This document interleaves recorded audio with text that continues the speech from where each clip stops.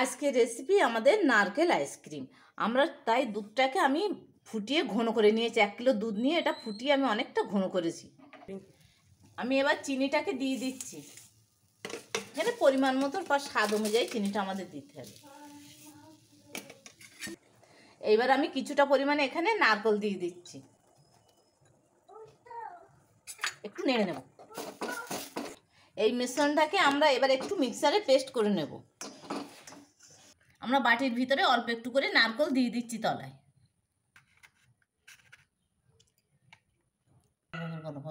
এবার আমি মিশ্রণটিকে এবার এই কাপগুলোর ভিতরে ঢেলে দিচ্ছি। এখানে আমি এই কাপগুলো নিয়েছি, এগুলোকে আমরা এবার 7-8 ঘন্টা ফ্রিজে রেখে দেবো, তারপরে দেখাচ্ছি। নারকেল আইসক্রিমগুলো দেখুন কত সুন্দর হয়েছে, রেডি। এবার আমি একটা তুলে দেখিয়ে দিচ্ছি।